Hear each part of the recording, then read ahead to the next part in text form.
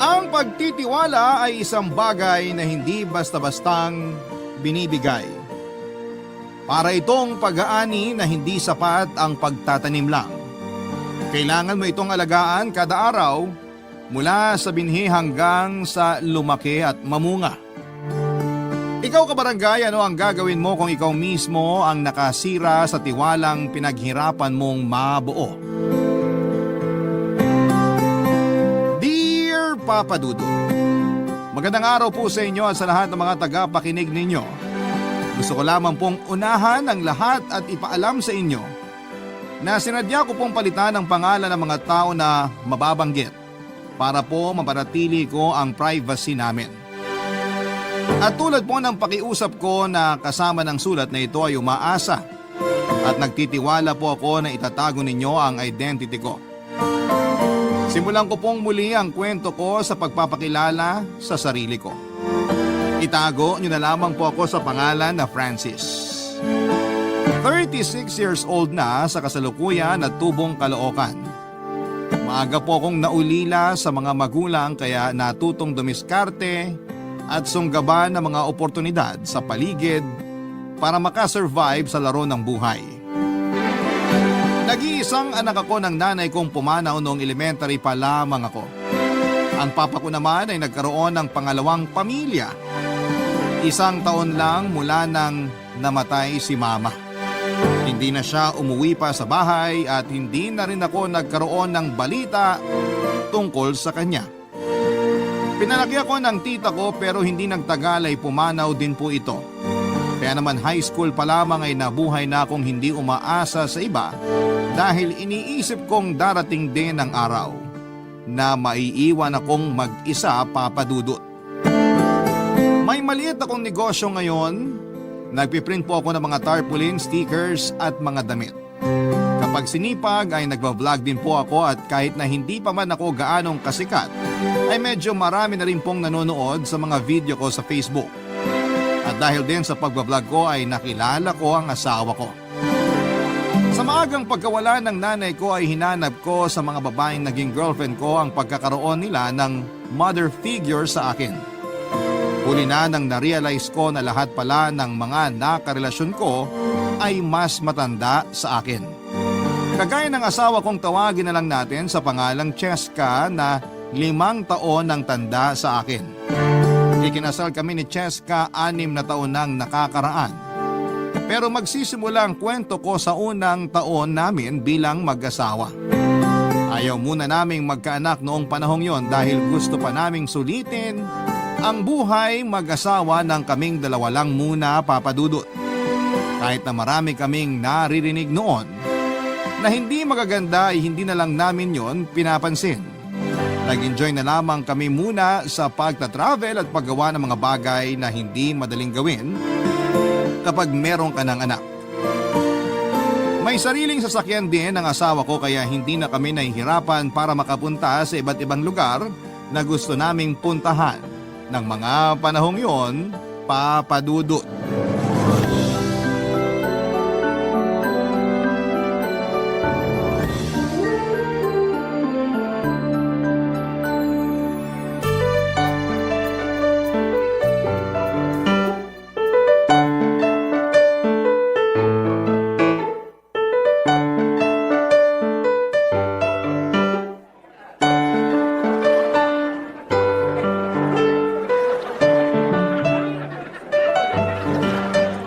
Okay na ba yung camerahan? Oo, Han. Pero gusto ko lang muna ipaalam sa'yo na ang ganda ng videographer mo, ha? O siya, 3, 2, 1, action! Hello guys! Welcome back sa vlog ko. Day 3 na namin ngayon ng maganda kong asawa. Dito sa pinakamagandang beach sa buong Pilipinas. At eto yung mga ginawa namin sa buong araw. Cut! Kinakarir mo talaga yung pagiging vlogger mo, no? Akala mo naman milyon na yung followers eh. Yan mo naman. Kunwari ka pa dito mo nga nakilala yung pogi mong asawa. Oo na. Pero parang nagsisisi na ako na dito tayo pumunta sa beach na to. Bakit naman? Ikaw kaya ang pumili nito. Sabi ko kasi sa'yo, sa Gimaras na lang tayo eh. Kaso babae dapat yung masunod kaya hindi na ako pumalag nung pinili mo to. Tsaka, last day na natin bukas. Kaya sulitin na lang natin to. Sa bagay, may point ka. Pero nakakahilo kasi panoorin yung dami ng mga tao sa paligid. Nakakailang na nakakahilo. Feeling ko kasi nakatingin silang lahat sa akin. Ano ka ba? Huwag mo silang pansinin. Tsaka, ako naman talaga yung tinitignan nila. Siguradong napanood na nila yung mga travel vlog ko. Pero Han, tignan mo yung babae sa bandang kaliwa mo. Yung nakapulang bikini. Kaunting bukaka na lang niya makikita na kaluluwa oh. Tsaka yung isa, yung nakaputing t-shirt na malapit lang sa kanya. Walang suot na bra kaya bumabakat yung katawan. Basa pa yung damit kaya kita yung maitim niyang... Han, panay naman ang titig mo sa iba eh. Saan ka kasi tumingin? Ano ba yan? Natatakot na tuloy ako. Parang ikaw pa yung naghahanap ng chick sa atin eh. Ganon? So, naghahanap ka pala ng chicks. Hindi no? Bakit pa ako manchi-chicks? Eh ang ganda na ng asawa ko. Pero ang totoo, natatakot ako. Baka kasi bumalik yung dating ikaw. Tapos, ipagpalit mo ako sa kapwa mo babae. Huwag mo na isipin yung nakaraan kasi tapos na yun. Ang mahalaga kung anong meron tayo ngayon. Pwede ka naman tumingin sa iba. Basta tingin lang ha. Ang akin lang, pumunta pa tayo rito kung ako lang din naman pala yung titignan mo. Eh di sana sa bahay na lang tayo. Doon kahit titigan mo pa ako ng nakahubad kung gusto mo. Yan din naman ang mangyayari mamaya pagbalik natin sa kwarto. Antayin mo lang at maganda ka na rin. Wow ha! Nakakatakot naman. Please, wag po. Maawa kayo. Ang cute mo pag ganyan ka. Kung sino pa yung mas matanda, yun pa yung mas isip bata eh. Teka, ano nga ulit yung pangarap mong gawin natin kapag nagta-travel tayo? Pangarap ko? Hello, pangarap mo yun. Pangarap mo kaya na may mangyari sa atin sa iba't ibang parte ng Pilipinas? Babalik na rin mo pa ako, eh ikaw tong panay kalabit pag nasa kwarto tayo. Ako ba? Oo nga no. Maiba ako. Totoo bang natatakot ka na baka pumatol ulit ako sa kapwa ko babae? Oo, yun kasi madalas ko mapanaginipan. Ipinagpalit mo raw ako sa kapwa mo babae. Pero malabo na yun mangyari kasi kung alam mo lang, nakakahiyaman aminin pero patay na patay ako sa'yo. At kung hindi dahil sa'yo, hindi sana ako nagkaroon ng confidence at hindi ko makakamit yung mga bagay na meron ako ngayon. Pero meron din akong kinakatakot na gawin mo. Gusto mo bang malaman kung ano yon? Alam kong napakanega mong tao pero oo naman. Gusto ko malaman kung ano tumatakbo sa isip mo. Natatakot ako na dahil mas matanda ako sa'yo, baka dumating yung araw na ipagpalit mo ako sa mas bata. Taon na lang kasi yung bibilangin at magiging lantang gulay na ako. Ano ba yung iniisip mo, Han? Baka lantang gulay ka naman? Magkakasakit ka ba na maluba para maging lantang gulay ka? Tsaka kahit anong mangyari, malanta ka man, hindi kita ipagpapalit kahit kanino. Bakit naman hindi? Kung ako yung lalaki, maghahanap talaga ako ng mas bata at mas fresh kesa sa asawa kong malapit ng maging senior citizen. Ano ba naman trip yan? Napakalayo pa bago ka maging senior. Saka, mahal kita kaya ako nagpakasal sa'yo. Kaya nga tayo nagta-travel para sumaya hindi para mag-away. Sorry, Han. Hindi ko pa rin kasi maiwasang ma-insecure sa ibang babae, lalo na sa mga mas bata sa akin. Kaya siguro iniisip ko na baka dumating yung araw na ipagpalit mo pa rin ako sa iba. Promise, Han. Hindi mangyayari yun. Sabihin mo nga na mahal mo ako. Mahal kita. Mahal din kita. Papadudot madalas ganon si Cheska. Palagi siyang nag-iisip ng mga negatibong bagay na minsan ay nagiging dahilan ng pagiging malungkutin niya. Pero ginagawa ko naman ang lahat ng makakaya ko bilang asawa para pasayahin siya, Papadudot. Hindi lang kasi insecurity ang problema ni Cheska. Marami pa siyang mga bagay na dinaramdam, lalo na noong bago pa lamang kaming magkakilala.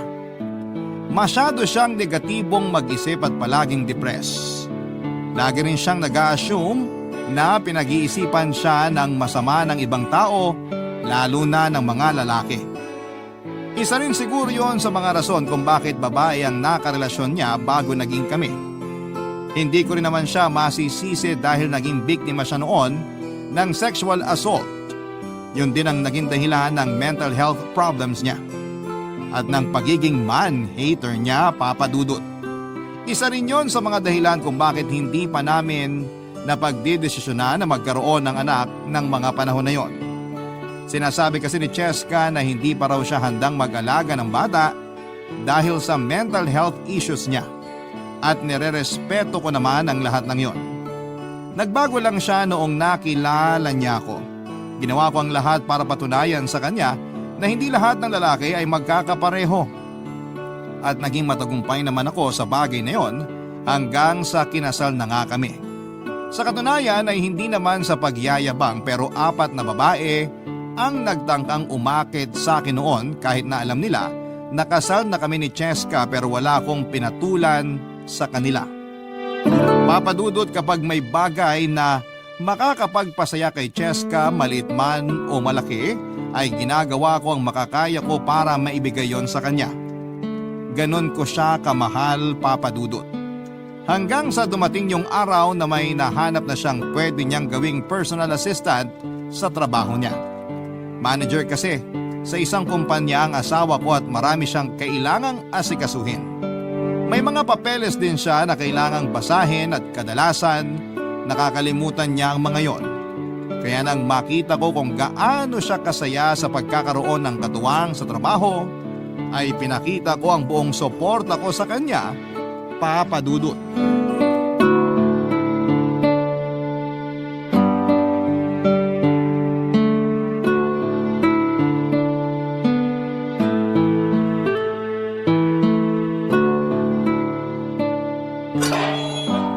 Pasensya na kung natagalan ako sa pagbubukas ng gate. May ginagawa lang kasi ako sa loob. May bisita ka pala. Sana sinabi mo para makapaganda ako ng masarap na merienda.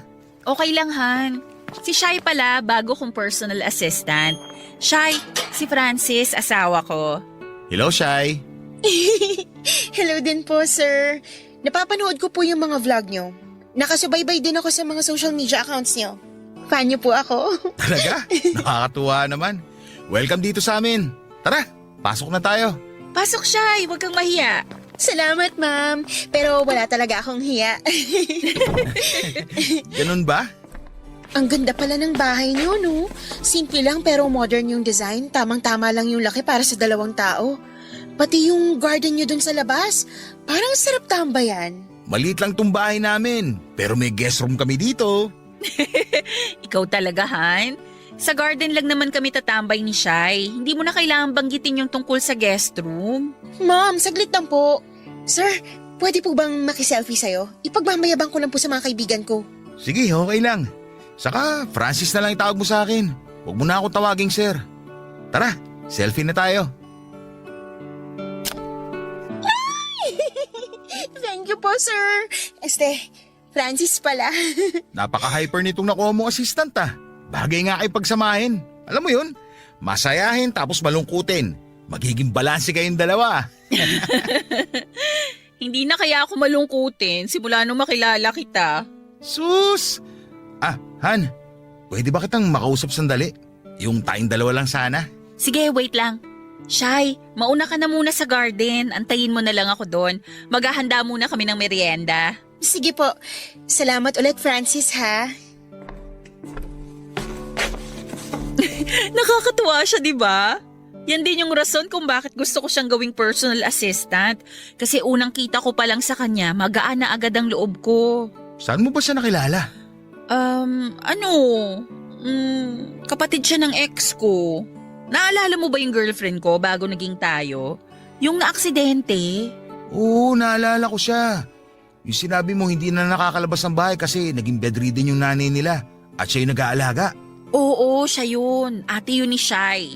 Nung nakita kong nag-post siya sa Facebook na kailangan niya ng tulong, ayun, kinausap ko siya agad. Okay lang ba sa'yo na siya ang personal assistant ko? Sus!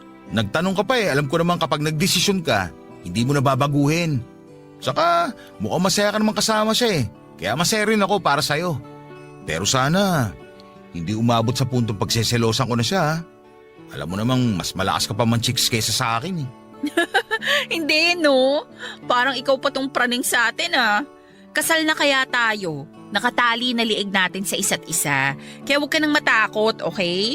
Hindi naman sa praning ako o walang tiwala sa'yo ha. Pero hindi naman ako matatakot kung baliwala ka lang sa akin eh. Ayoko mawala ka sa akin. Sus, ayan ka na naman. Pinapakilig mo ko eh. Sweet naman itong asawa ko. O siya, sige, lubusin mo ng pagiging sweet mo. Kunan mo na kami ng merienda. Aba, abusado ah. Pasalamat ka, mahal kita. Anong gusto mo? Soft drink? Juice? Kape? Kape lang, Han. Mahilig din kasi sa kape si Shai. Yung timpla ko ha, alam mo na yun. Oh, kita mo? Sino hindi mapaparaning dito eh? Ilang araw pa nga lang kayo nagkakakilala eh. Alam mo na ang hilig niya. Sige, hatid ko na lang mamaya. Alam ko din kulay ng panty niya. Parang tanga naman to eh. Biro lang. Kumalma ka nga, masyado kang praning eh. Papa Dudut, hindi ko maiwasang maghinala na may lihim na relasyon ng dalawa na higit pa sa pagkakaibigan at pagiging magkatrabaho. Lalo pang lumakas ang hinala ko nang may malaman ako sa mga kaibigan kong katrabaho ni Cheska. Madalas daw na lumalabas sina Cheska at Shai na sweet pa sa isa't isa. Kinumpronta ko ang asawa ko tungkol sa bagay na yon pero itinanggi niya na may something sa kanila ni Shai at trabaho lang talaga ang dahilan ng paglabas nila. Pero iba na ang kutob ko noon at lalo yung lumakas nang madalas nang ginagabi si Cheska sa pag-uwi at dagdag pa. Kapag nasa bahay siya ay si Shai palagi ang bukang bibig niya. Magkahalong takot, selos at lungkot ang nararamdaman ko noon, Papa Dudut. Alam kong hindi ako perpektong asawa pero ginagawa ko naman ang lahat na makakaya ko para hindi mag-isip ng masama sa akin si Cheska. Samantalang siya ay parang sinasadya niyang maging ganon ako sa kanya. Ang tiwala ko sa asawa ko ay napalitan na ng duda. Napalitan ng takot yung confidence ko sa relasyon naming dalawa. Hindi na ako makapag-focus sa mga gawain ko noon, kaya naman pinahawa ko muna ang printing business ko sa kaibigan ko. Naging madalang na rin ang pag-upload ko ng videos sa social media. Kapag may fan ako na nagtatanong sa akin, sinasabi ko na lamang na busy ako sa negosyo. Kahit ang totoo ay problemado ako at wala akong mapagkwentuhan ng tungkol sa aking pinagdadaanan na yon, Papa Dudut. Barangay Love Stories. Barangay Love Stories. Mayroong isang araw, Papa Dudut, na sumama sa business meeting ng kumpanya nila si Cheska. Magtatagal daw sila doon ng 2 linggo, Papa Dudut. Hindi pa rin nawawala ang takot ko noon dahil iniisip kong magkasama na naman sila ni Shai. Pero imbes na magmukmok ay sinamantala ko na lamang ang pagkakataon para maglinis at mag-ayos ng mga sirang gamit sa bahay habang nagbablog. Marami akong na-accomplish, Papa Dudut, kabilang ng pag-aayos ng tumutulong lababo, mahinang pressure ng mga gripo at pagpapalit ng mga bumbilyang mahina na ang ilaw. Buong linggo akong ganon at nang matapos ko na ang lahat ng mga gawain, ay doon ko naisipang magpahinga, Papa Dudut. Uminom ako para mag-relax. Dahil sa pinaghalong pagod at kalasingan ay nakatulog ako buong umaga kinabukasan. Hapon na nang maisipan kong bumangon at buksan ang cellphone ko. Doon na bumungad sa akin ang mga text and missed call galing kay Cheska. Pagbuksan ko raw si Shai na nasa labas daw ng bahay dahil may kukuning mga papeles. Oras na ang lumipas bago ko nabasa ang mga message ni Cheska mula sa huling text niya. Saka may mag-aalas 5 na rin ang hapon noon. Kaya inisip ko na umuwi na si Shai sa pagkainip. Naglinis na ako ng katawan noon at nakanood ng videos sa Facebook nang marinig ko ang sigaw mula sa labas. Medyo mahina lamang yon pero nang binuksan ko ang bintana at sinilip ang gate ay nagulat ako nang makitang nasa labas pa pala si Shai kahit na bumubuhos na rin noon ang ulan, Papa Dudut.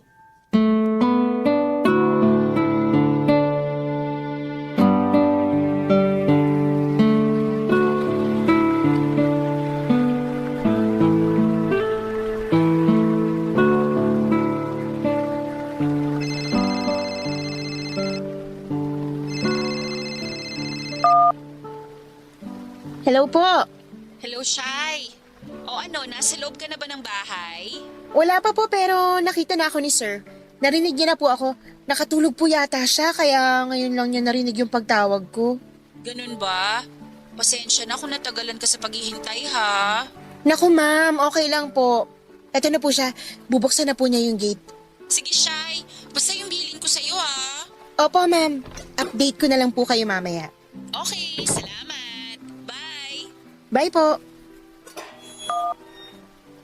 Shay, kanina ko pa pala naghihintay. Umuulan pa naman. Pasensya ka na ha. Wala po yun. Kakabasa ko lang ng mga text ni Cheska. Halika, pasok ka. Salamat. Kuhaan lang kita ng tuwalya at saka damit. Pasensya ka na talaga kung natagalan bago ko ta pinabuksan ha. Okay lang po, salamat po. Kahit tuwalya na lang po, sir. Francis pala. Upo ka muna dyan. Ceramic naman yung upuan sa kaliwa mo. Pwedeng upuan kahit basa ka. Kunin ko lang doon sa loob yung tuwalya saglit ha. Salamat. Nakatulog kasi ako. Eto, kagigising ko lang. Pagod ka ata. Nakita ko yung huling vlog mo na naglilinis ka. Sipag mo pala, no? Hindi naman masyado. Wala kasi si Cheska kaya naisipan ko magsipag kahit medyo kunwari lang. Mukhang nakasubaybay ka talaga sa akin ha. Nga pala, akala ko kasama ko dun sa sinasabi ni Cheska na business meeting ba yun na 2 linggo?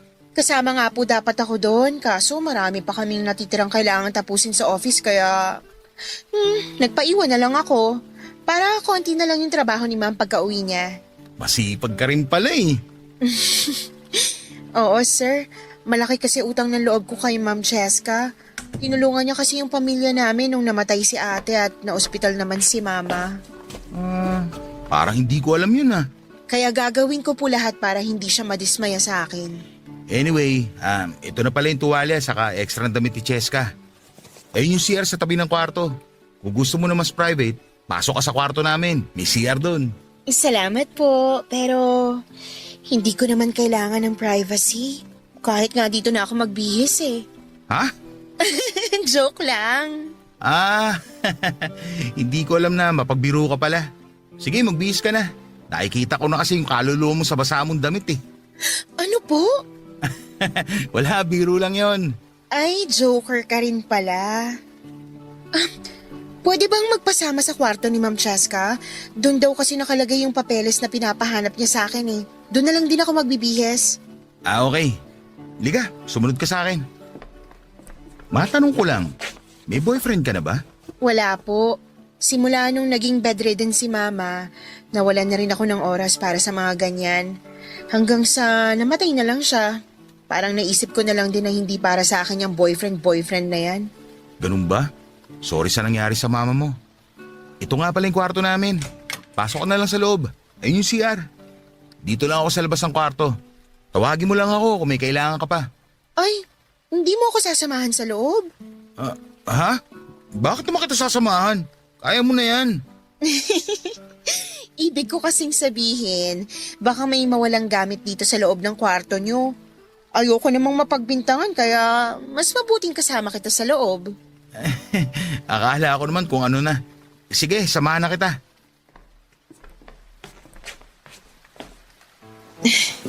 Uy, teka Shy. May CR naman. Bakit dyan ka nagbibihis? Lalabas na lang muna ako. Sandali. Actually, hindi talaga papeles yung priority ko kung bakit ako pumunta rito. Anong ibig mo sabihin? Ang totoo niyan, naisip ko lang na mag-isa ka. Na kailangan mo ng kasama. Huwag ka magbiro ng ganyan, Shy. Baka patulang kita.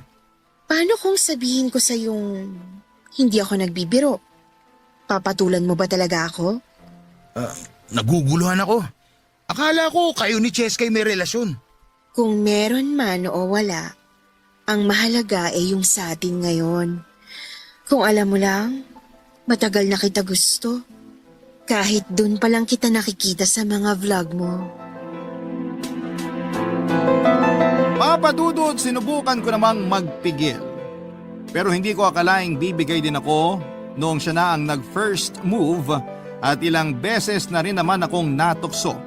Pero noon lang talaga ako pumatol sa ibang babae.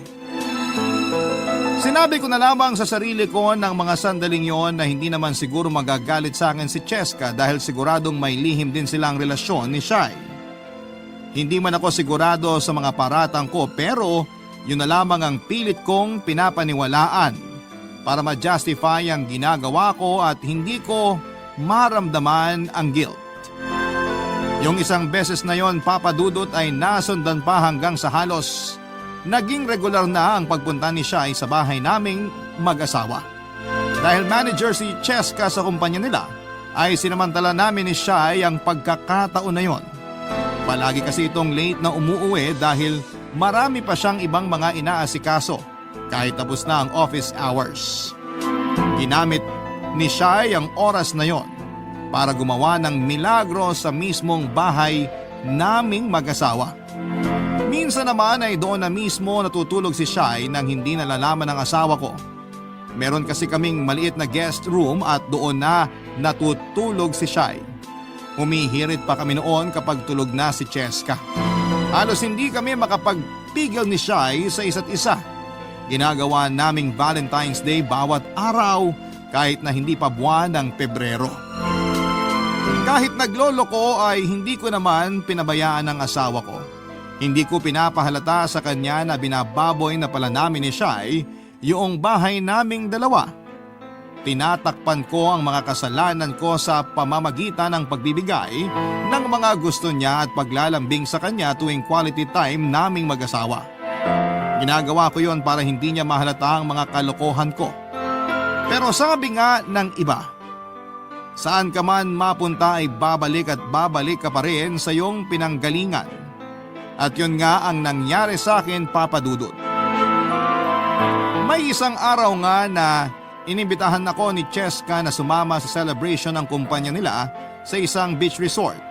Maganda raw kasi ang performance nila at ayaw ko sanang sumama nung una, pero noong malaman kong sasama din si Shai ay pumayag ako, Papa Dudut.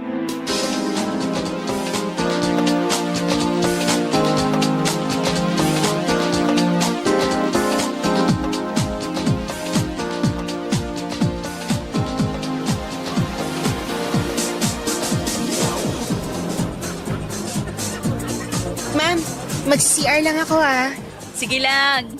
Lasing ka na yata, Han. Hindi, no? Nakakatalawang bote pa lang naman ako ng beer. Ano ka ba? Kayang-kaya ko to. Ako pa, mas malakas pa ako sa'yo. Oo na. Basta kapag feeling mo hindi mo na kaya, huwag mong pilitin ang sarili mo, ha? Pinagsasabihan ako ng asawa kong nakapitong bote na. Han, hindi pa ako lasing, no? Halata naman sa boses ko, Hayaan mo na ako. Masaya lang kasi ako. Alam ko na hindi mo ako lolokohin at ipagpapalit sa mas bata sa akin. Kaya, may rason ako na magsaya. Ikaw, hindi ka ba masaya sa akin? Masayang masaya ako sa'yo, no? Oo nga, halata sa itsura mo. Medyo nahihilo lang. Nahihilo? As in, umiikot paningin mo?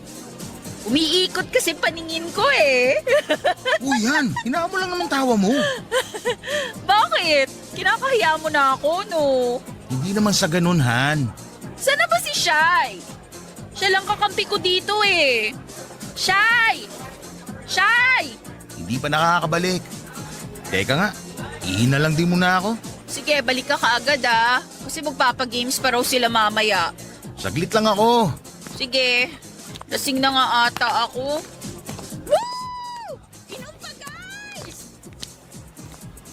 Sakto, lasing na si Cheska. Nasaan na ba si Shai? Shai! Shai, nasan ka? Francis! Dito! Kanina pa ako naghihintay sa'yo. Sorry, ngayon lang ako nakasunod. Marami pa kasi siyang sinabi. Si Cheska ba? Sino pa nga ba? Ganun ba? Aayain kasi sana kita maglakad-lakad sa tabing dagat Wala bang makakita sa atin dun? Baka makita tayo ni Cheska, patay tayo nun. Wala no. Kita mo naman mga kasama naming empleyado. Mga uhaw na uhaw sa alak. Nga pala, may gusto sana ako itanong sa'yo. Ano yun? Francis, ano ba talaga ako sa'yo? Anong ibig mo sabihin? Itong ginagawa natin, may patutunguhan ba talaga to o hanggang ganito na lang tayo? Shai, alam mo naman na may asawa ako. Sa simula pa lang alam mo namang nagsabi na ako na hanggang ganito lang tong ginagawa natin, di ba? Kala ko naman malinaw na yung limitasyon natin. Oo, malinaw sa akin, pero hanggang doon na lang ba talaga? Pasensya ka na, Shai. Bukod sa katawan at oras ko, wala na ako maibibigay sa'yo. Natukso lang ako. Tumikim at nasarapan. Pero mahal kong asawa ko. Yun nga nagbigay sa akin ng pag-asa eh. Kung totoo yung sinabi mo na ako lang ang pinatulan mo sa lahat ng babaeng sumubok sa'yo, di ba ibig sabihin nun? Special ako. Hindi ko masasagot yan, Shai. Kagaya na hindi mo pagsagot sa tanong ko kung may relasyon kayo ni Cheska. Nirespeto ko yun. Kaya sana respetuhin mo rin ako. At kung maghangad ka pa ng higit pa sa kung ano meron tayo ngayon, pasensya ka na. Pero hindi ko yun maibibigay sa'yo.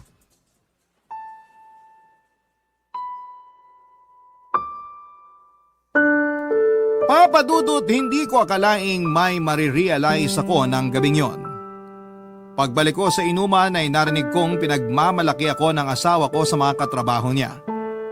Alam ko na mahiyain si Cheska pero napakasarap palang marinig mula sa kanya kung gaano siya ka-proud sa akin. Pero hindi ko rin maiwasang mag-guilty kapag naiisip kong hindi totoo yung mga pinapaniwalaan niya. Sa kabila ng nararamdaman kong guilt noon, ay may nangyari pa rin sa amin ni Shai ng gabing yon. Dala na rin siguro ng epekto ng alak na nainom ko. Naunang makatulog si Cheska kaya nagkaroon ako ng pagkakataon na puntahan si Shai sa kwarto niya. Hindi ko alam, pero dahil na rin siguro sa kalasingan, kaya nag-iba ang galaw noon ni Shai. Mas naging wild siya at mas gusto niya na sinasaktan ko siya habang ginagawa namin yon. Pero dahil hindi ko gusto yon ay nadismaya siya sa akin, Papa Dudut. Sa kabila ng saya na nararamdaman ko ng katawan ko habang ginagawa namin yun ni Shai, mabigat naman ang dibdib ko dahil sa kabilang banda ay nakukonsensya din po ako. Kung iisipin ko lang noon ay masasabi ko na wala naman talagang relasyon sina Cheska at Shai kagaya ng hinala ko. Siguro pinipilit ko lamang ang sarili ko na paniwalaan yon para may dahilan ako na magloko. Nang gabing yon ay na-realize ko na ayaw kong mawala si Cheska sa akin. Ayaw ko na rin gumawa ng mga bagay na ikakasira ng relasyon namin. Kaya napagpasyahan ko na yun na ang huling beses na may mangyayari sa amin ni Shai. Papa Dudut. Barangay Love Stories. Barangay Love Stories. Papa Dudut, iniwasan ko na si Shai pagkatapos ng gabing yon. Desidido ako na hindi nagagawa ng kalokohan noon para sa relasyon namin ni Cheska. Pero doon naman lumitaw ang panibago na problema. Dahil sa pag-iwas ko kay Shai ay naging malungkutin siya at hindi na rin naitago ang unti-unting pagbabago sa itsura niya. Namayat na kasi siya at mukhang napabayaan na rin ang sarili. Doon ko na unti-unting natanggap sa sarili ko na ako pala talaga ang may kasalanan sa mga nangyari at hindi si Shai o si Cheska. Ang mahirap lang dahil nagkaroon ako ng dalawang babae. Kapag pumili ako ng isa ay masasaktan naman ang isa. Aminin ko man na nami-miss ko rin si Shai ay kailangan kong gawin ang tama at maging responsableng asawa na kay Cheska. Papadudot habang pilit kong inilalayo ang sarili ko kay Shai, ay saka naman ako pilit na itinutulak ni Cheska papalapit sa kanya. Mas naging madalas ang pagpapapunta sa kanya ng asawa ko sa bahay at madalas pang isama sa mga lakad namin. Dahil doon ay muli na namang nabuo ang hinala ko sa kanila. Kahit kasi sa pagka-travel namin ay kasama pa rin si Shai. Ang masama pa ay nababash na rin ako sa mga vlog na ginagawa ko dahil sa sinasabi ng mga tao na pagkakaroon ko ng dalawang asawa. Aminado naman ako sa sarili ko na immoral ako, pero itinigil ko na yon. Minsan ay may mga sinasabi na rin si Cheska na nagpapakaba sa akin tulad ng kung mambababae raw ako ay hindi siya magagalit kung si Shai ang makakarelasyon ko. Nadagdagan pa yon ng kung ano-anong kawirduhan na sinasabi nito noon. Bago pa lumala ang sitwasyon ay tinawagan ko na si Shai para makipagkita sa akin sa isang tagong restaurant. Inisip ko kasi noon na baka nagkwento siya kay Cheska tungkol sa mga nangyari sa aming dalawa, Papa Dudut.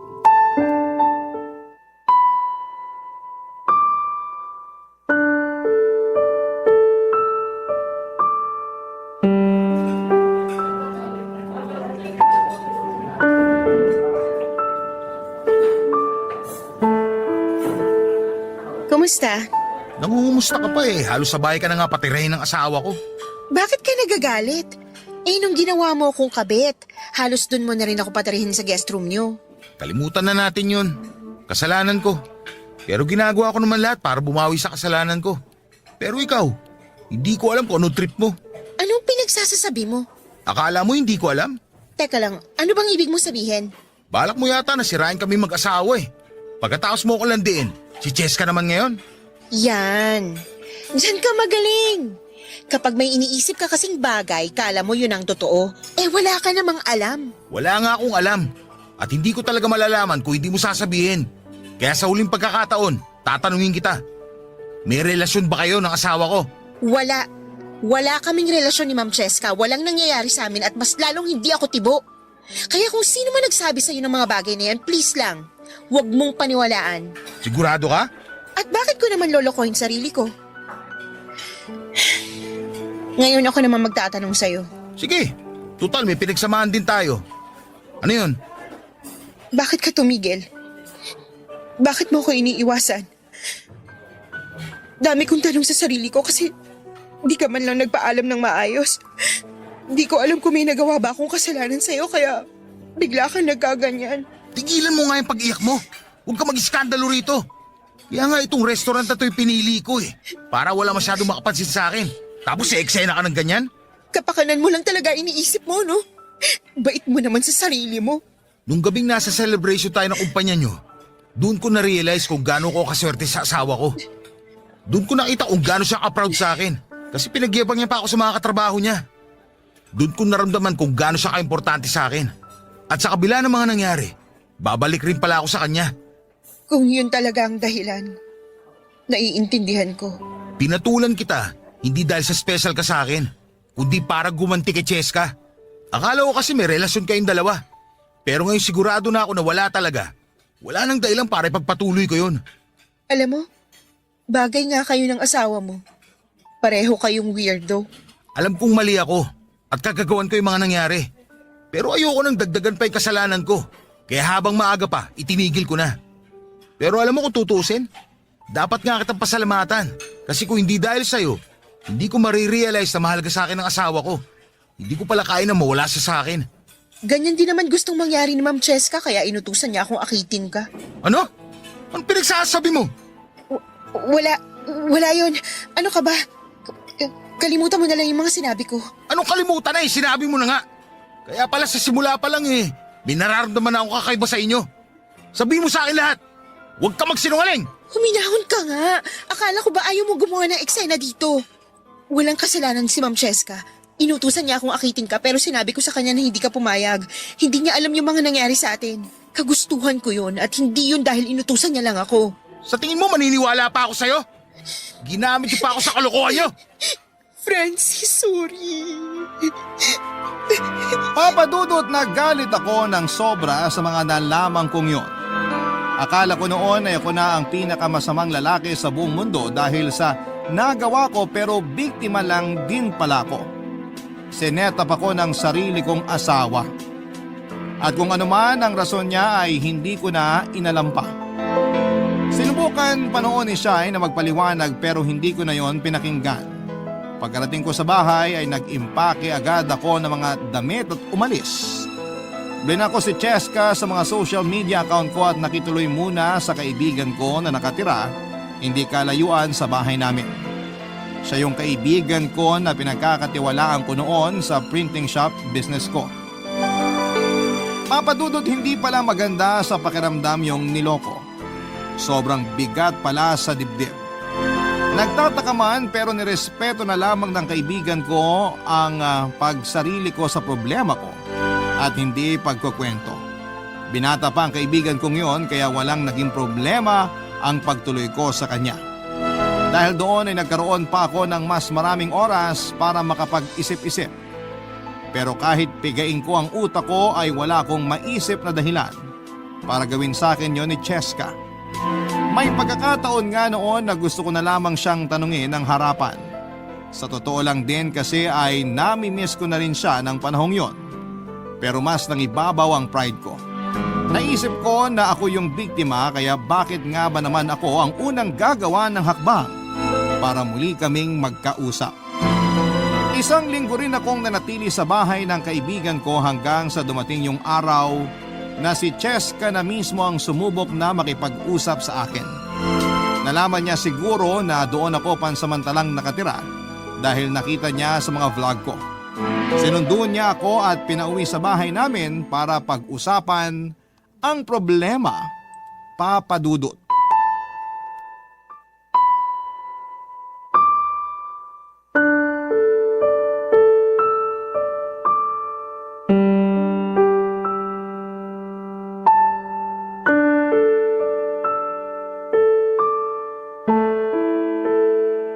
Namiss kita.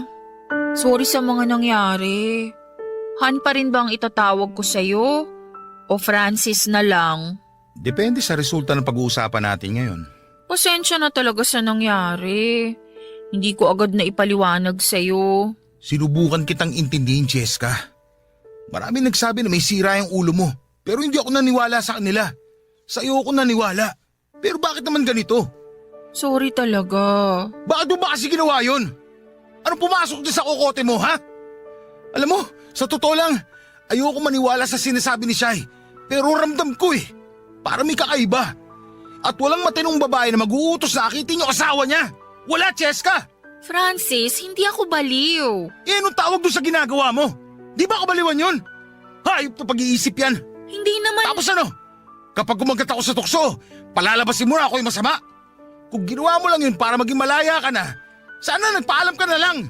Hindi pinagmukha mo pa akong tanga. Hindi yun ganun.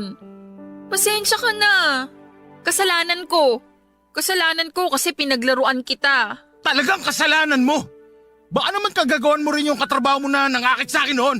Pati siguro yung mga fan ko sa... Oo, pero... Ano? Ayop na yan. Di namin mo rin. Ipinagmalaki mo pa na hindi ako pumatol. Pero paana mo rin naman pala yun. Lakas mo makagago, Cheska. Francis, magkaiba yung nangyari noon at ngayon. Ako naman ang pakinggan mo, please. Papahinggan kita tapos ano? Mamanipulahin mo rin ako kagaya ng ginawa mo sa iba?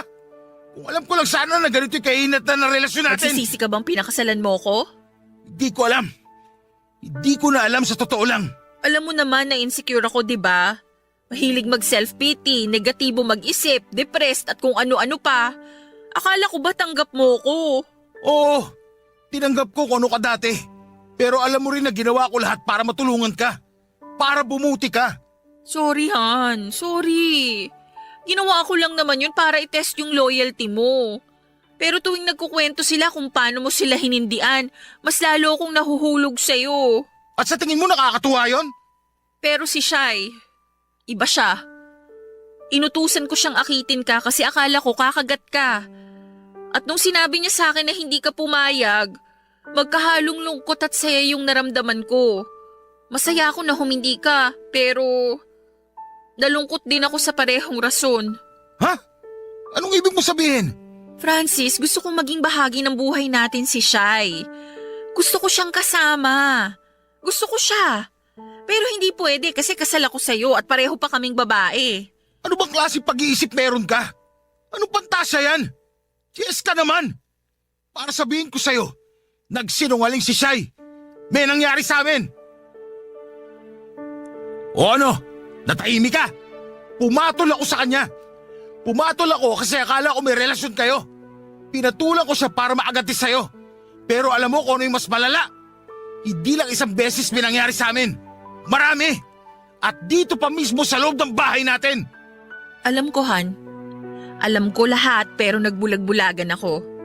Nalaman ko kasi na mas mabuti na rin na magkamabutihan kayo para kapag nawala ako sa mundo, alam kong may mag-aalaga at magmamahal sa'yo. Pero mali yun. Mali yung ginawa namin kaya itinigil ko na. Nangako ko sa altar na tayong dalawa lang. Saka anong pinagsasabi mong mawala sa mundo? Masyado ka talagang negatibo mag-isip. 5 taon lang agot ang edad natin. Sabay tayong tatanda. Kaya pwede ba tumigil ka na sa aga ganyan mo?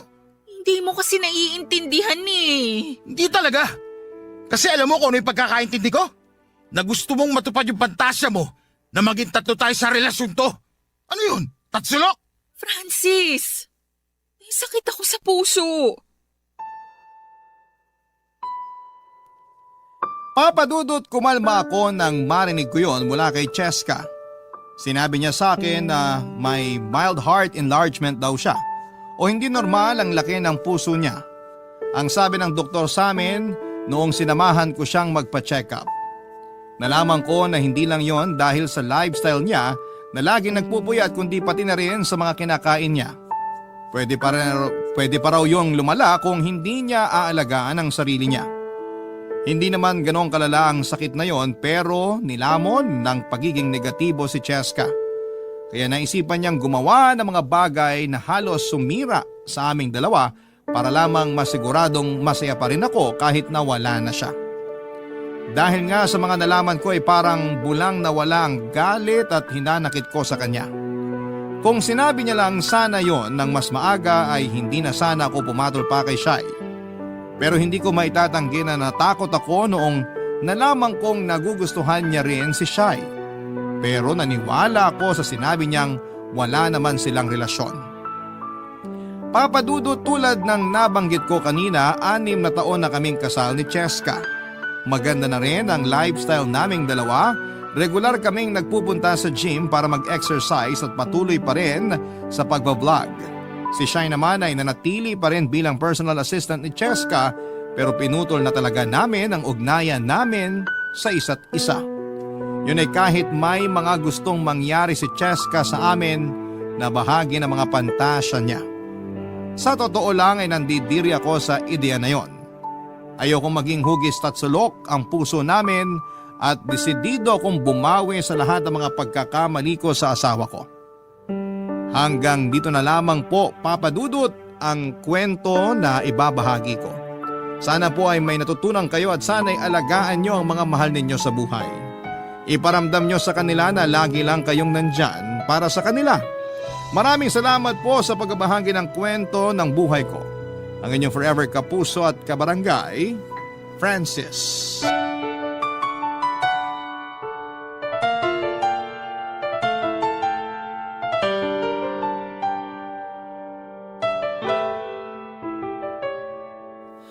Ang buhay ay mahiwaga, laging may lungkot at saya. Sa Papadudot Stories, laging may karamay ka.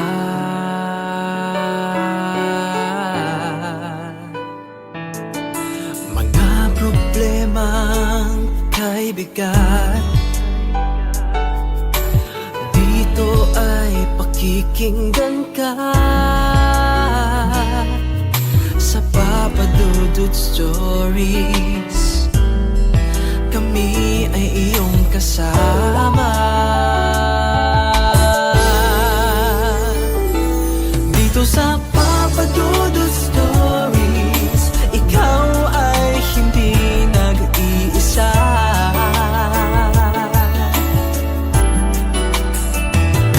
Dito sa Papadudot Stories, may nagmamahal sa'yo. Papadudot Stories, Papadudot Stories, Papadudot Stories. Walang sinuman ang mabubuhay nang hindi kasama ang pamilya. Yun ang sabi ng karamihan. Kaya ang iba sa atin ay sagad kung makapagbigay ng tulong para sa ikagiginhawa ng lahat ng parte nito. Ikaw, kabarangay, hanggang saan ang kaya mong isakripisyo para sa pamilya mo? Madalas na umiikot ang malaking parte ng buhay natin sa ating pamilya. Yung iba nga sa atin ay sila ang ginagawang mundo at sa kanila na umiikot at inuubos ang bawat oras ng buhay natin. Pero ang sabi ng iba, ang pagtulong daw, kahit pa sa pamilya ay dapat na may limitasyon.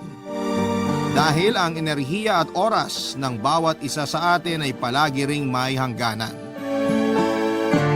Dear Papa Dudut, tawagin niyo na lamang po ako sa pangalang Annalyn, 34 years old at nagtatrabaho bilang supervisor dito sa isang department store sa Batangas. Palagi talaga ako nakikinig ng inyong programang Barangay Love Stories at umaasa ako na sana'y marinig ko ring umere sa inyong radio station ang sulat kong ito.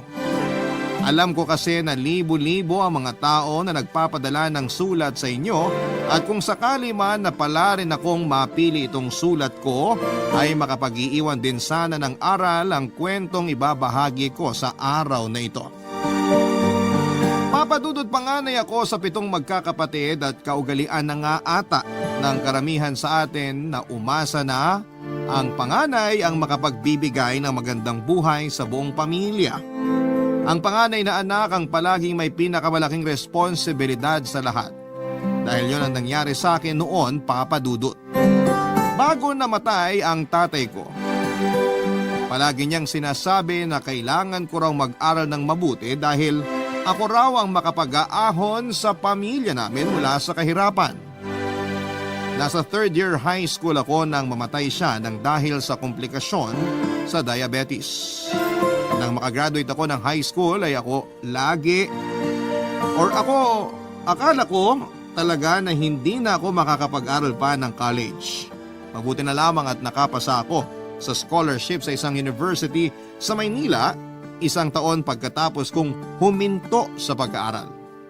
At dahil malayo sa amin ang university na yon, humingi kami ng tulong sa kapatid ni nanay na nakatira sa Maynila, Papa Dudut.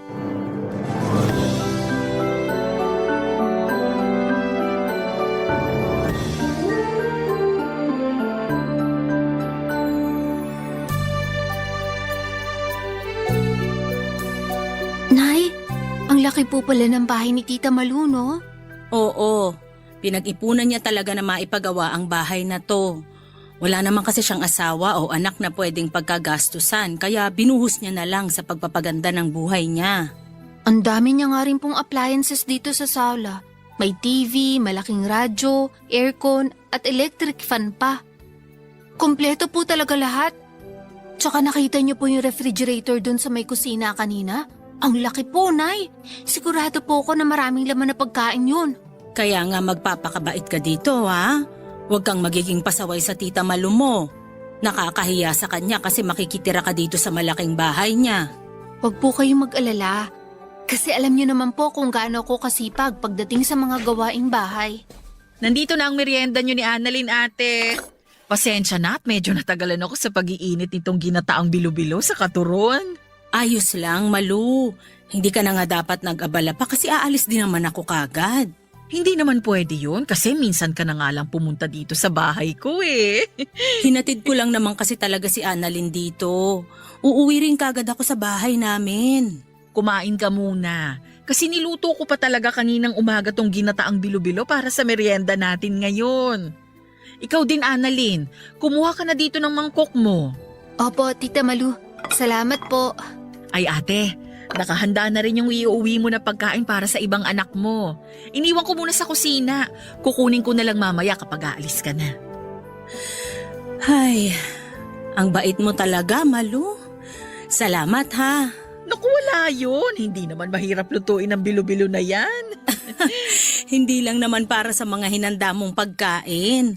Salamat kasi pumayag ka na dumito muna si Annalyn sa bahay mo habang nag-aaral siya ng kolehiyo. Ayos lang kasi wala naman akong ibang kasama dito sa bahay. Salamat din kasi ikaw pa talaga ang magbibigay ng allowance sa anak ko para hindi na siya mag-working student. Oo nga po, Tita Malu. Pwede naman po ako mag-working student para hindi ako masyado maging pabigat dito sa inyo. Sino bang may sabi na magiging pabigat ka sa akin? Pamangkin kita kaya kahit paano, obligasyon ko na rin na tulungan ka sa pag-aaral mo. Nahihiya lang po ako kasi mas mapapalaki ang gastos niyo sa akin. Okay lang dahil gusto ko na makapag-focus ka sa pag-aaral mo. At hindi mo magagawa yun kung mahahati ang oras at atensyon mo sa trabaho at pag-aaral. Basta ang gusto ko lang ngayon, pagbutihin mo ang pag-aaral mo sa college, Annalyn. Makakaasa po kayo na yun talaga ang gagawin ko, Tita Malu. Hindi ko po kayo bibiguin ni Nanay. Mabuti naman kung ganon. Basta nandito lang ako para tulungan ka at ibigay ang mga pangangailangan mo para sa kolehiyo. Ay, napakabait mo talaga, Malu. Hindi ka pa rin nagbabago hanggang ngayon. Gusto ko lang bumawi sa'yo. Kasi mula nang mamatay ang mga magulang natin, hindi na tayo masyadong nagkakasama o nagkakausap, ate. Ayos lang, kasi nagkaroon na rin naman tayo ng kanya-kanyang buhay.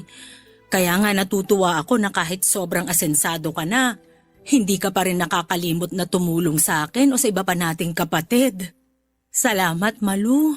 Salamat talaga. Papa Dudut, hindi talaga ako matalino. Pero masipag at matyaga akong mag-aral kaya nakatapos ako na salutatorya noong high school. Ang nasa isipan ko talaga noon ay kailangan kong makagraduate para makahanap ako ng maayos na trabaho. At kapag may maayos na akong trabaho, mapag-aaral ko na ang mga kapatid ko hanggang sa kolehiyo. Alam ko na yon ang magiging simula ng pagkakaroon namin ng magandang buhay. Lahat ay magsisimula sa akin. Kaya naman nagsumikap talaga akong mag-aral at makakuha ng scholarship, Papa Dudut. Kaya lang kahit may academic scholarship na ako, may iba pa rin akong kailangang pagkagastusan na hindi maibibigay ni Nanay dahil maliit ang kinikita niya sa pagbabantay ng tiyangge sa lugar namin. Si Tita Malu na kapatid niya ang naisip niyang pwedeng makatulong sa amin. Matandang dalaga si Tita Malu at wala ring anak. Makikitira ako sa bahay niya at bibigyan niya ako ng allowance kapalit ng pag-aasikaso ko ng mga gawaing bahay. Wala namang problema sa akin yon dahil gusto ko talaga makapagtapos ng pag-aaral ko, Papa Dudut.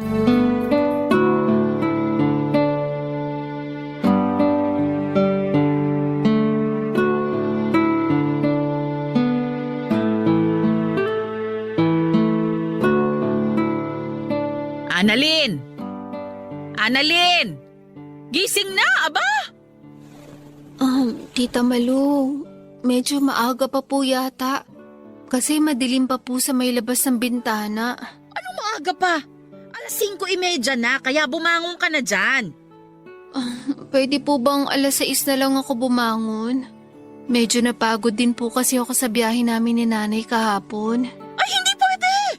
Bumangon ka na dyan at marami ka pang gagawin. Pero Tita Malu... Annalyn, umayos ka dyan. Hindi ka pa nagtatagal dito sa bahay ko, nagiging pasaway ka na kaagad? Hala, bilisan mo't bumangon ka na dyan. Halika na, lumabas ka na ng kwarto. Sige po, Tita.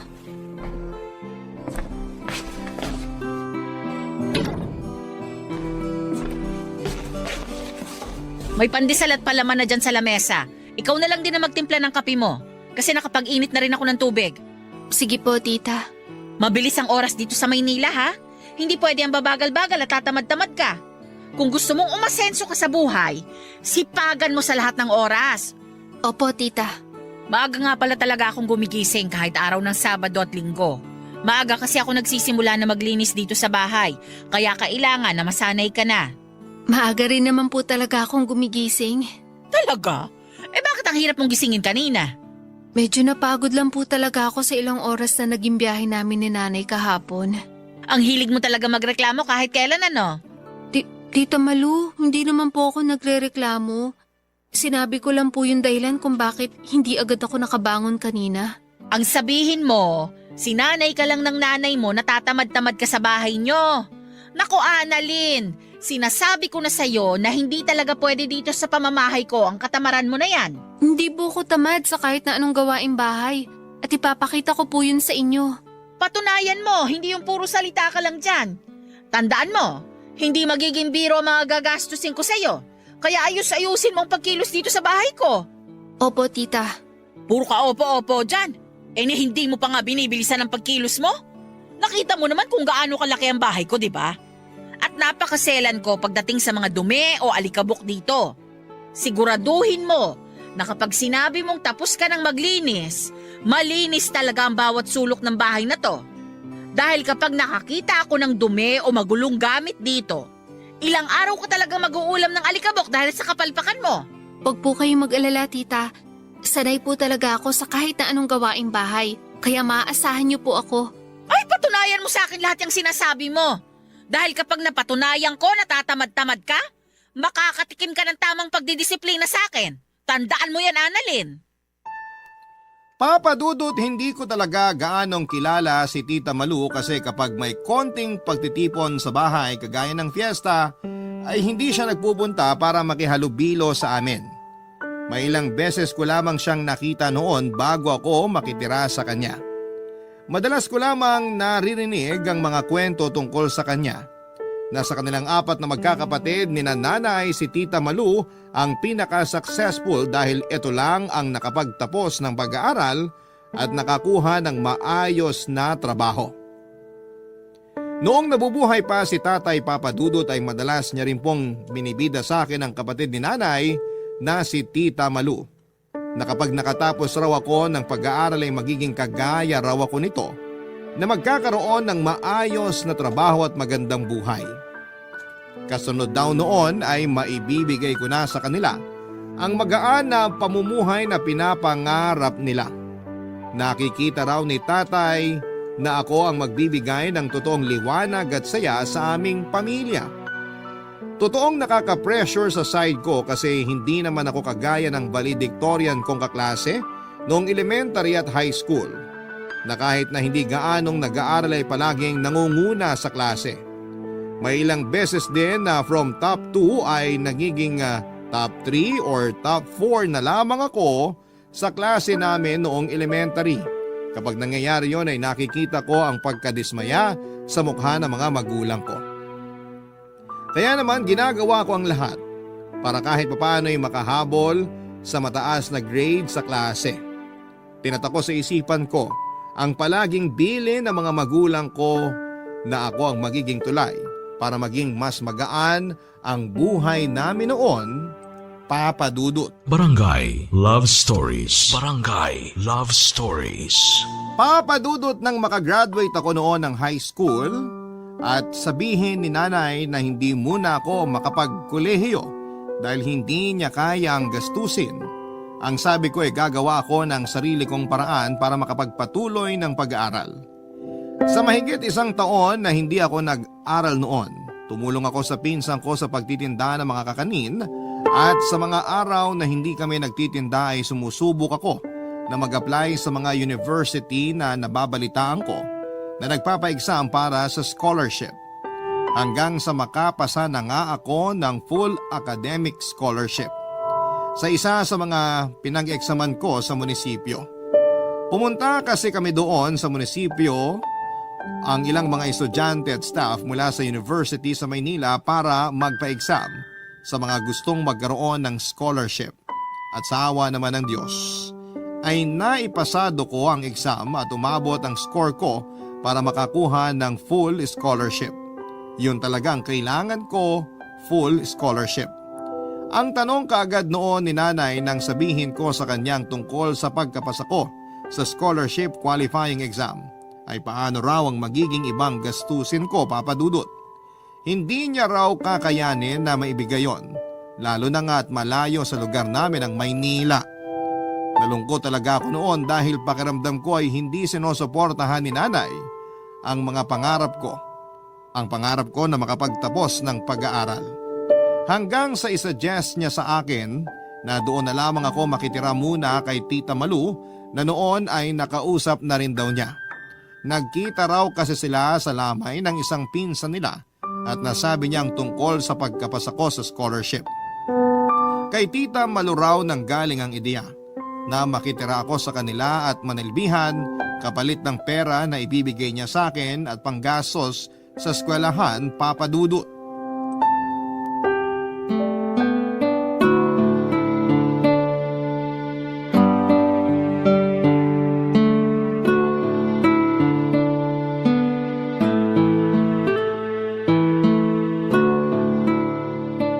Grabe, ang sakit naman sa ulo nitong nire-review ko. Ay, Bakit pa kasi ang hirap palagi ng exam na binibigay sa amin ni Sir? Palagi na lang may mahabang formula at computation. Ang init-init pa ng panahon kahit 2:00 na ng madaling araw. Makapagbukas nga muna ng electric fan.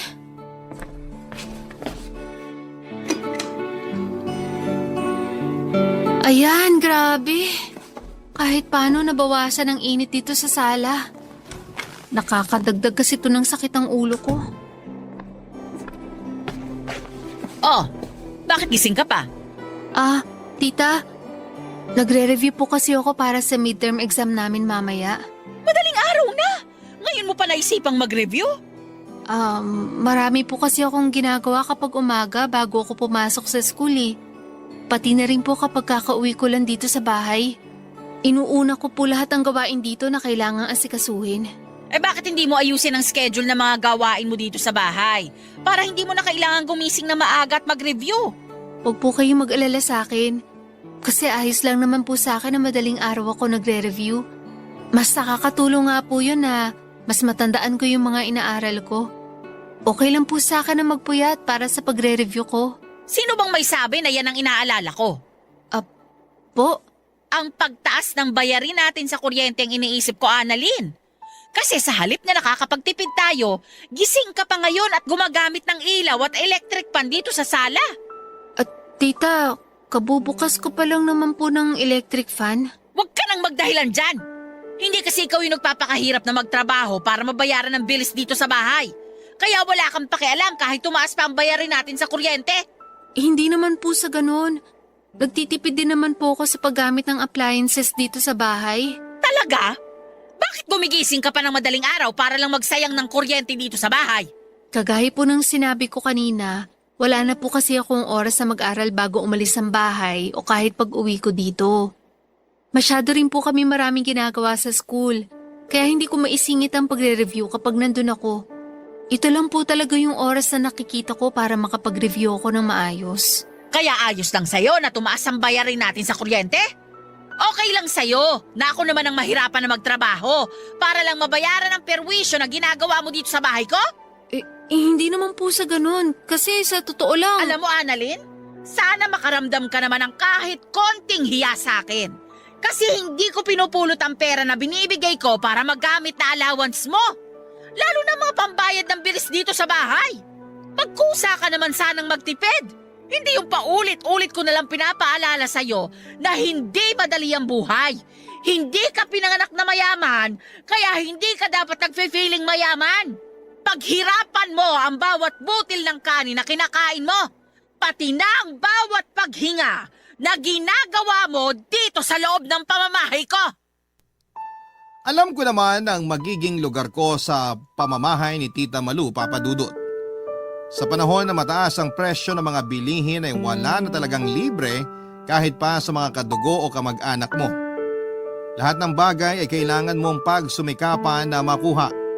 Kasama na nga doon ang pagtira ko sa bahay ni Tita Malu, Papa Dudut. Pagpapakain niya sa akin at pagbibigay ng pera na panggasto sa eskwelahan. Lahat yon ay kailangan kong pagsumikapan at ang paninilbihan sa kanya ang kapalit ng mga bagay na ibinibigay niya para sa akin. Hindi ko lang din talaga inaasahan noon yung magiging pagtrato niya sa akin, Papa Dudut. Madalas kasi kapag kinukwento siya sa akin ni nanay at ni tatay, yung tungkol lang sa pagiging successful na tao ni Tita Malu. Hindi nga raw ito masyadong nakakapunta sa mga maliliit na salo-salo dahil palaging nasa trabaho ang oras nito. Kaya noon pa man ay humahanga na rin talaga ako sa kanya. Ang hindi ko alam ay sa kabila ng mga magagandang kwento na napapakinggan ko tungkol sa kanya ay yung ugali na hindi niya madalas na pinapakita sa ibang tao, Papa Dudut, ay meron siya.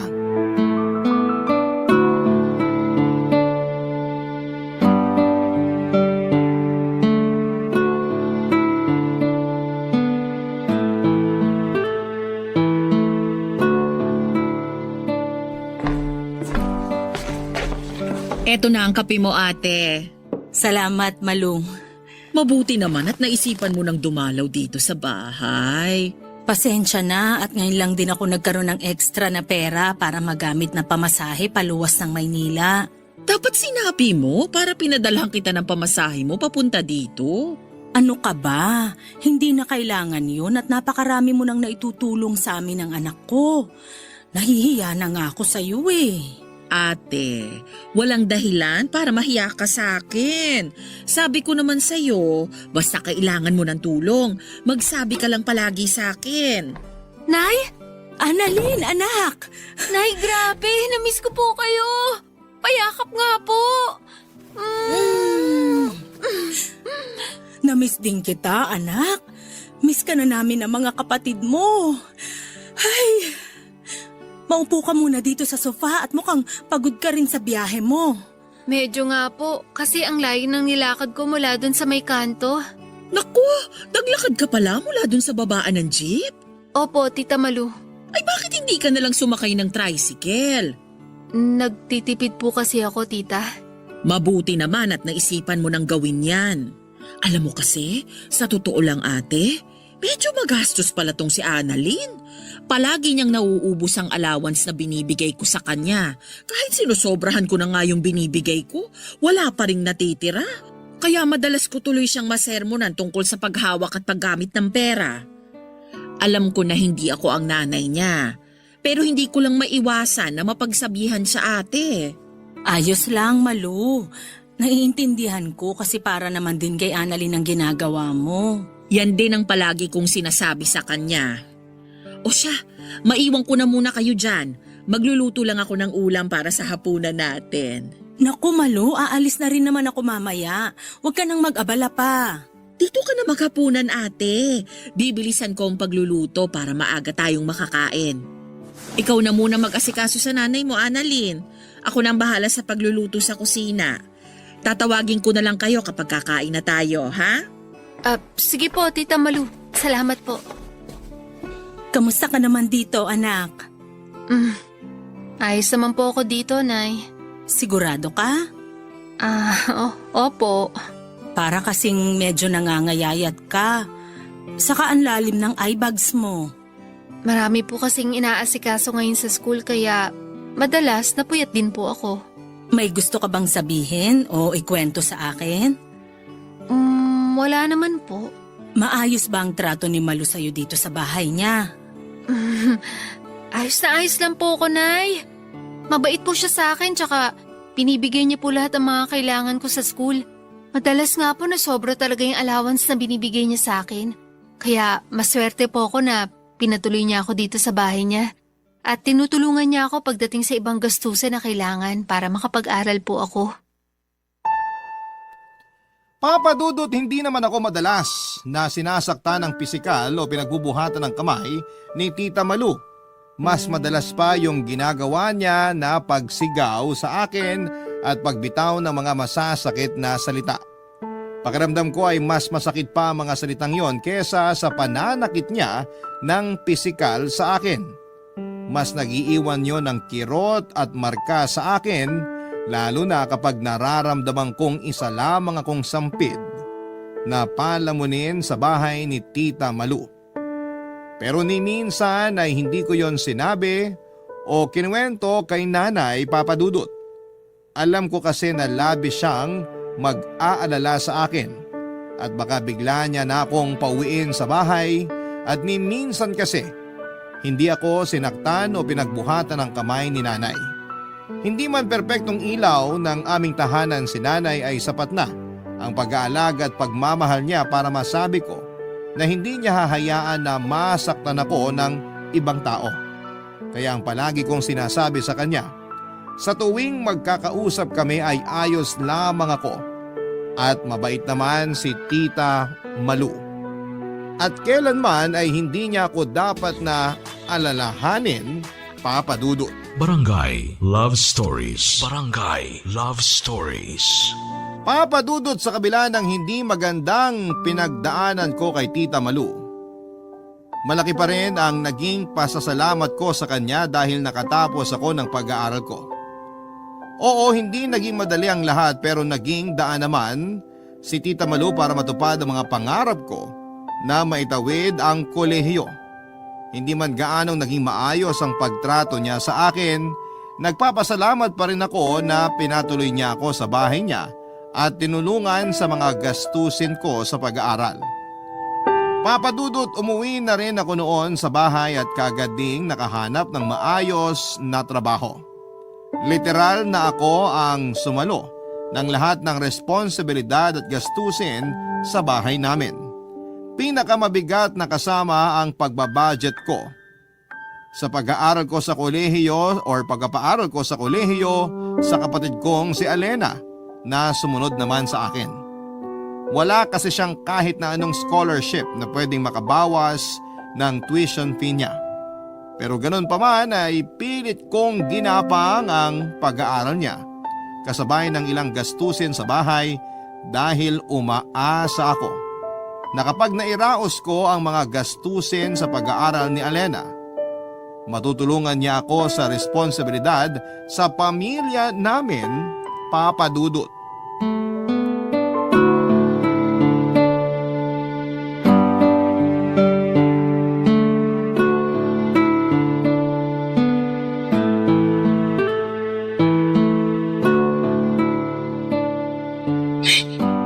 Anong plano mo ngayon? Hindi ko nga po alam, Nay. Kailangan malaman na to ng ate mo habang maaga pa. Natatakot po ako, Nay. Alam ko. Pero hindi mo pwedeng itago sa kanya ng matagal ang sitwasyon mo ngayon. Malalaman at malalaman din niya ang ginawa mo, Alena. Ate, Annalyn, ang aga mo naman yatang nakauwi ngayon, anak. Dapat nga po kanina pa ako nakauwi kasi maaga ko natapos yung trabaho ko, Nay. Kaya lang, ang traffic naman po banda dun sa may tulay kasi may banggaan na naman po ng truck at kotse dun. Grabe tuloy yung traffic na mapadaan yung jeep namin dun kanina. Madalas talaga na may nangyayaring aksidente doon. Ay, sandali nga lang at ipagtitimpla kita ng kape mo. ako na po magtitimpla ng kape, Nay. Ako na. Samahan mo na lang dyan ang ate mo, Alena. Sige po, Nay. Kala ko gabi pa ang tapos ng klase mo kapag ganitong Biyernes, Alena. Ate, nag-text sa isang kaklase ko yung professor namin para sabihin na hindi siya makakapasok sa klase namin mamaya. Kaya umuwi na lang din ako ng maaga dito sa bahay. Mabuti naman kung ganun. Anong ibig mong sabihin ng mabuti naman, Ate Annalyn? Mabuti naman at naisipang mo umuwi na lang dito sa bahay. Kesa maglakwatsa ka pa sa labas kasama ng ibang kaibigan o kaklase mo. Sa panahon kasi ngayon, mahirap na talaga magtiwala sa mga taong nakapaligid sa'yo. Kasi hindi mo alam kung anong impluwensya ang pwede nilang maibigay sa'yo. Baka mamaya, ikapahamak mo pa yung pagsama-sama mo sa mga kaibigan mo kapag niyaya ka nilang lumabas o tumambay sa kung saan. Oh, eto na ang kape mo, Annalyn. Salamat po, Nay. Bakit pala hindi ka na nagsalita, Alena? Naiintindihan mo naman siguro yung punto ng mga sinabi ko kanina. Oo naman, Ate. Naiintindihan ko lahat. Eto na ang kape mo, Alena. Salamat po, Nay. Mabuti naman kung ganun. Ay, tikman ko nga muna tong kape na tinimpla ni Nanay. Oh, mainit pa yan. Kaya dahan-dahan lang sa pag-inom. Grabe ang pait. Pero ito talaga ang gusto kong kape para nagigising lalo ang diwa ko. Nitong mga nakaraang araw kasi pakiramdam ko, palagi akong pagod sa trabaho. Pero di bale, ilang taon na lang naman makakagraduate ko na rin, Alena. At matutulungan mo na ako sa mga gastusin dito sa bahay. Kaya iwasan mo sana yung mga classmate mo na alam mong hindi maganda ang impluwensya sa'yo, ha? Baka mamaya, maging dahilan pa sila ng pagbubuntis mo ng wala sa oras at... Oh, Alena, ayos ka lang ba? Nako, pasensya na. Kasi, dumulas lang sa kamay ko tong tasa ng kape kaya natapon dito sa lamesa yung laman. Pero, okay lang naman ako. Hindi ako napaso ng kape, Ate. Ate Annalyn, aayusin ko lang to. Eto na ang basahan, Alena. Ako na magpupunas dyan sa lamesa. Sige po, Nay. May problema ba? Nay, Alena, napapansin ko na kanina pa kayo nagtititigan na para bang may gusto kayong sabihin sa akin. Ano ba yun? Wala yun, Ate Annalyn. Wala naman kaming dapat na... Alena, sabihin mo na kay Annalyn ang dapat niyang malaman. Alena, ano ba tong sinasabi ni Nanay? Ano ba yung dapat mong sabihin sa akin?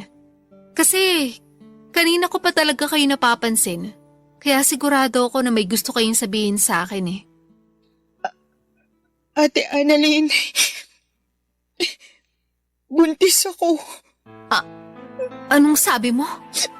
Tama ba yung narinig ko? Buntis ka, Alena? Oo, ate. Buntis ako. Sorry. Sorry? Sorry para saan? Kasi sinira mo yung tiwala ko sa'yo? Kasi sinira mo yung mga plano natin para sa bahay na to? Para kay nanay? O sorry kasi sinayang mo lahat ng perang pinagpapaguran ko para lang makapag-aral ka. Ano, Alena? Bakit ganyan ka? Bakit dapat ko walang utang na loob mo naman sa akin? Annalyn, tama na yan. Ano pong tama, nanay? Bakit ako ang sinasaway niyo? Bakit hindi yung kapatid ko? Nandyan na yung bata sa tiyan niya. Hindi na natin mababago na buntis ang kapatid mo. Ayun na nga po, eh. Bakit parang hindi niyo man lang sinubukan na pigilan siya sa kalandian na ginagawa niya? Sabi ng tama na, Annalyn. Huwag mo nang pagsalitaan ng ganyan ang kapatid mo. Ayun naman po talaga ang totoo na eh. Wala nang ibang gagawin si Alena kung hindi ang pagbutihin ng pag-aaral niya. Pero lumandi pa siya at nagpabuntis sa kung sino lang lalaki. Samantalang ako nun, wala akong inatupag kundi pag-aaral ko at paninilbihan kay Tita Malu. Sa bagay, hindi niya rin naman po alam kung anong pasakit ang pinagdaanan ko sa kamay ni Tita. Ha? Sinasaktan ka ba ng Tita Malu mo? Opo, at hindi lang yon. Palagi niya pa ako minumura at sinusumbat sa akin lahat ng mga ginagastos niya para sa akin. Tiniis ko lahat yun. At minsan, hindi ko sinabi sa inyo dahil ayoko mag-alala kayo. Dahil ang nasa isip ko nun, titiisin ko lahat ng hirap at pasakit sa bahay ni Tita Malu para makapagtapos ako ng pag-aaral ko. Para mapag-aaral ko yung mga kapatid ko at dumating ang araw na tutulungan ako ni Alena sa mga responsibilidad dito sa bahay. Pero nagkamali pala ako. Kasi hanggang sa huli, ako pa rin pala ang kailangan na kumayod sa pagtatrabaho para sa inyong lahat. Papa Dudut, alam ko na hindi talaga maganda sa ugali natin ang panunumbat sa lahat ng tulong na nagawa o naibigay natin sa iba, lalo na sa ating pamilya.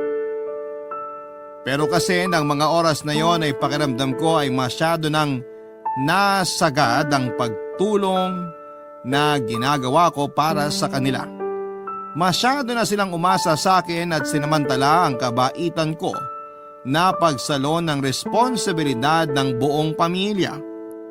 May usapan kasi kami ni Alena na pagbubutihin niya ang pag-aaral niya, na hindi siya magpapaligaw sa kahit na sinong lalaki at mas lalong hindi siya magkakaroon ng boyfriend. Nangako siya na tutulungan niya ako sa pagsalon ng responsibilidad ng aming pamilya. Pangako na hindi naman pala niya kayang tuparin. Papa Dudut, nakita ko ang labis na pagkagulat sa mukha ni nanay nang marinig niya ang kinuwento ko na pang-aapi sa akin ni Tita Malu. Hindi rin niya malaman ang dahilan kung bakit nagbago ang ugali nito dahil mabait naman daw ang kapatid niyang yon. Baka raw nagbago na lamang si Tita Malu dahil sa biglaang paggaan ng kanyang buhay at pagkakaroon ng maraming pera. O binago ito ng mga pagsubok na hinarap niya para sa buhay at para guminhawa. Sa totoo lang, Papa Dudut, ng mga panahong yon, medyo naiintindihan ko na rin si Tita. Iba lang ang paraan niya. Pero ginusto niya lang din akong mapabuti. Na pinuwersa niya akong maging malakas at maging palaban sa buhay. Sa totoo lang ay isa siya sa mga rason kung bakit mas nagsumikap akong makapagtapos kaagad. Kaya naman kung tutuusin ay naging dahilan siya ng pagtatag ko bilang isang tao. Ganun ko na lang din tinitingnan yung mga nangyari para siyang naging intensive training sa akin. Tungkol naman sa pagbubuntis ng kapatid kong si Alena. Noong malaman ko naman yon ay huminto na siya noon sa pag-aaral. Naging maselan kasi ang kalagayan niya at ang Masama pa doon ay hindi na nagpakita ang lalaking nakabuntis sa kanya. Kaya naman ang nangyari, ako na naman ang gumastos ng lahat ng gastusin kasama na ang mga check-up at gamot na kailangan sa pagbubuntis niya. Sobrang sama ng loob ko noon kaya halos hindi ko siya kinakausap hanggang sa makapanganak na ang kapatid ko. Nagawa ko lang dalawin siya 2 araw pagkatapos niyang manganak, Papa Dudut.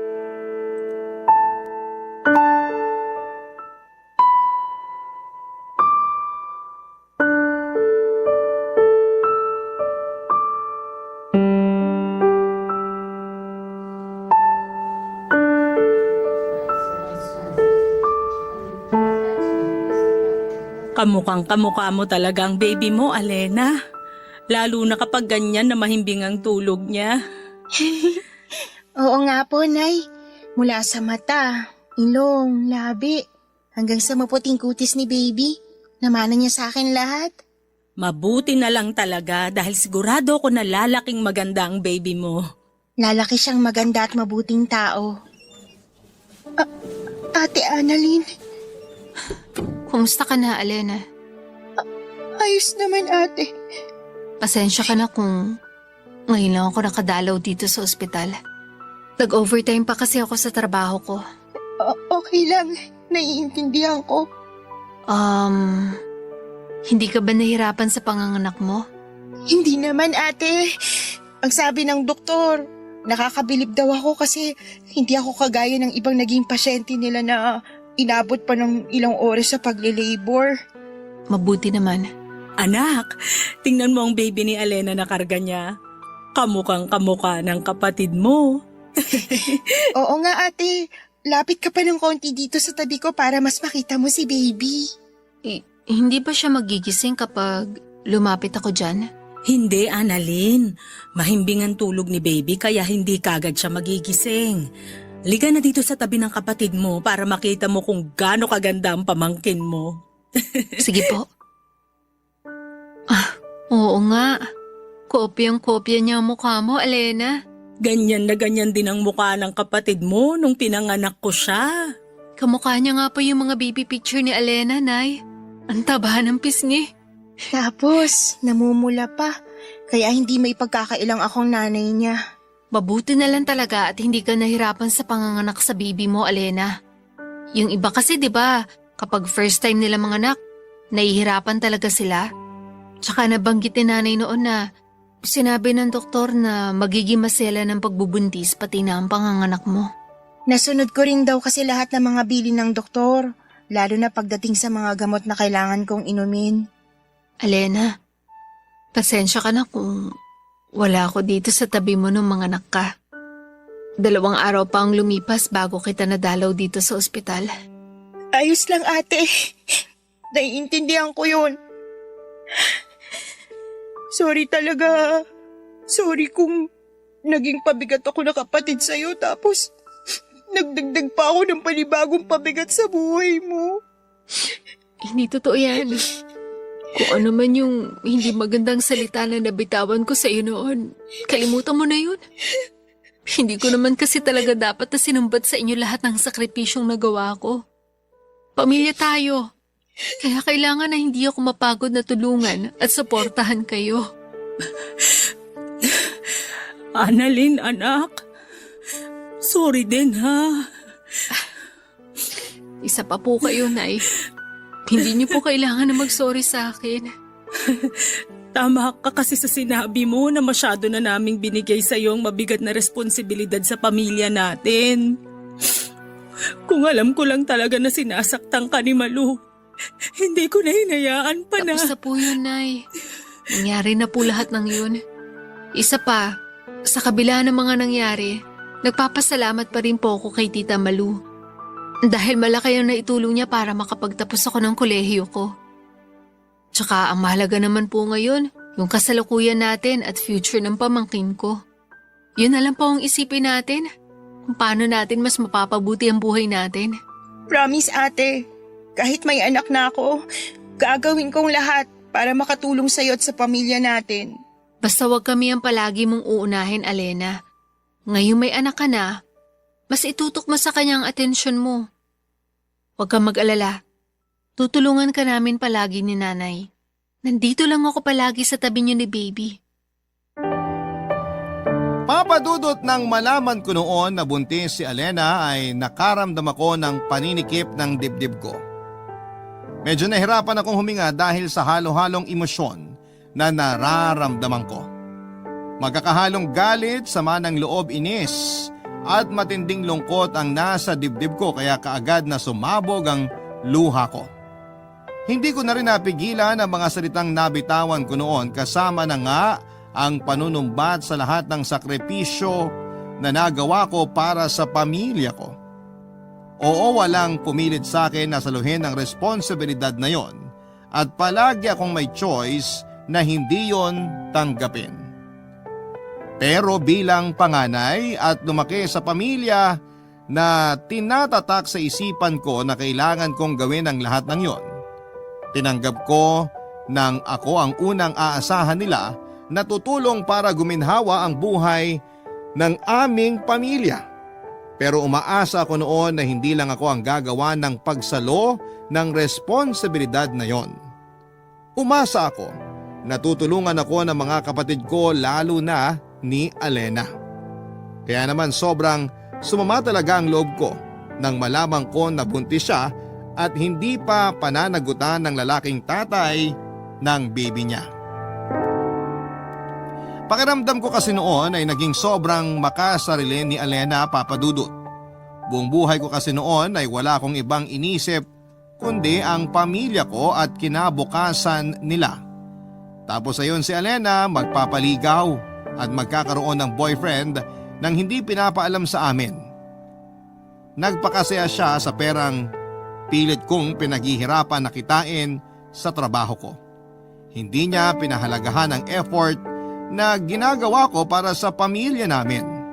Pero nang malaman nila nanay ang tungkol sa mga pinagdaanan ko kay Tita Malu ay nakita ko naman ang pagsisisi sa mukha nila. Nakita ko na hindi niya naman talaga ginusto na mahirapan ako sa responsibilidad na sinalo ko para sa pamilya namin. Akala ko, Papadudot, ay magtatagal pa ang sama ng loob na nararamdaman ko kay Alena.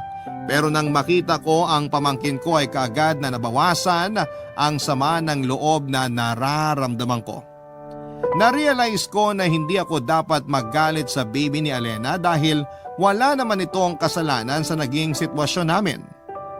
Hindi rin ginusto ni Alena na iwanan siya ng lalaking nakabuntis sa kanya.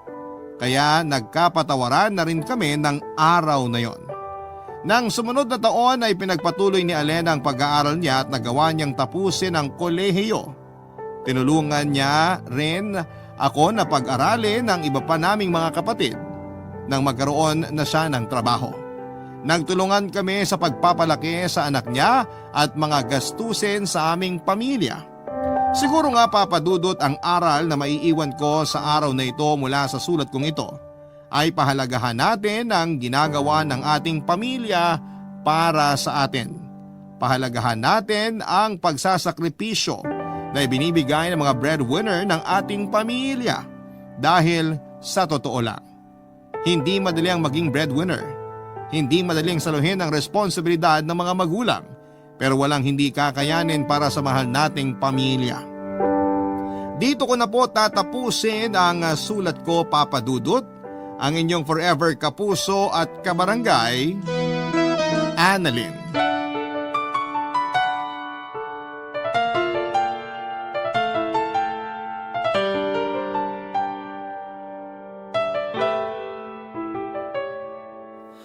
Ang buhay ay mahiwaga, laging may lungkot at saya. Sa Papadudot Stories, laging may karamay ka.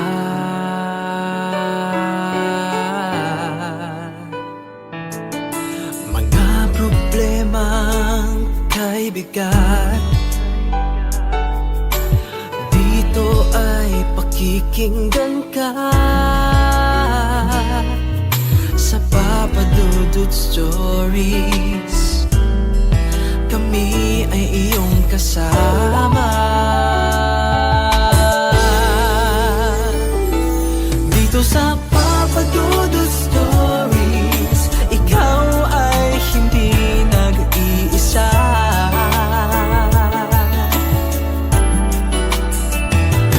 Dito sa Papa Dudut Stories, may nagmamahal sa'yo. Papa Dudut Stories, Papa Dudut Stories.